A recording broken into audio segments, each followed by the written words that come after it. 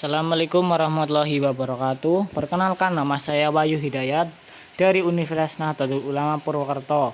Ingin mempresentasikan tentang kebijakan publik dengan tema konsep dan ruang lingkup kebijakan dengan dosen pengampu Titi Haryanti SEMSI. Menurut Kamus Cambridge, kebijakan publik adalah kebijakan pemerintah yang mempengaruhi setiap orang di suatu negara atau negara bagian atau kebijakan secara umum. Tujuan kebijakan publik adalah dapat dicapainya kesejahteraan masyarakat melalui peraturan yang dibuat oleh pemerintah.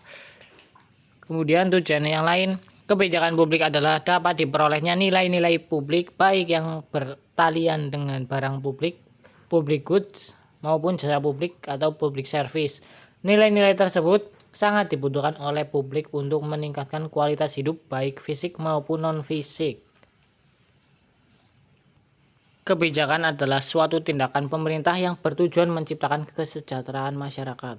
Kebijakan dibuat melalui tahap-tahap yang sistematis sehingga semua variabel pokok dari semua permasalahan yang akan dipecahkan tercakup. Kebijakan harus dapat dilaksanakan oleh unit organisasi pelaksana. Kebijakan perlu dievaluasi sehingga diketahui berhasil atau tidaknya dalam menyelesaikan masalah.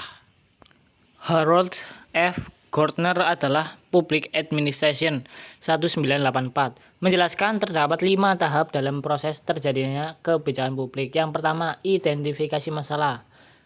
Mengidentifikasikan masalah itu sangat penting untuk memulai kegiatan penyelidikan. Yang kedua, formulasi, dari mana didapatkannya perkembangan atau kebijakan untuk menyelesaikan masalah tersebut. Yang ketiga, legitimasi. Yang keempat, aplikasi. Yang kelima, evaluasi. Dari semua yang tercakup dalam terjadinya kebijakan publik, yaitu evaluasi. Berhasil atau tidaknya itu terdapat dalam evaluasi.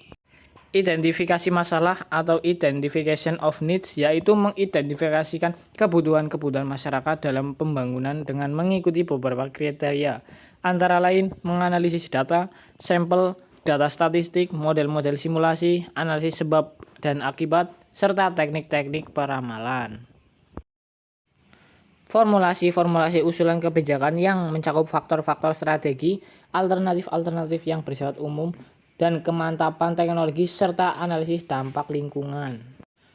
Kebanyakan analisis kebijakan mencoba untuk mengurangi konflik dan ketidakpastian dan memberikan respons terhadap kebutuhan akan stabilitas dengan cara menggunakan pengetahuan yang umum dan prinsip-prinsip universal yang diperkirakan akan mampu mendukung penerapan dan pencapaian tujuan kebijakan dalam kondisi apapun.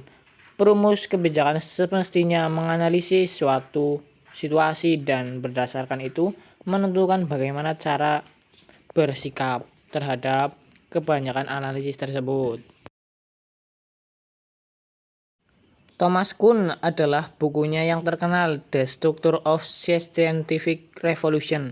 Menempatkan ini dalam pendekatan psikologis yang dapat memberikan pemahaman bagaimana manusia memandang objek yang sama. Mungkin saja mereka melihat hal yang berbeda. Ini memberikan peluang kepada pemikiran individu terhadap perangkat aturan sosial yang disebutnya paradigma atau paradigm, yang menjelaskan secara luas pola-pola dalam melihat realitas yang terjadi saat ini. Sekian dari saya, Wahyu Hidayat. Sampai jumpa di lain waktu. Wassalamualaikum warahmatullahi wabarakatuh. Merdeka!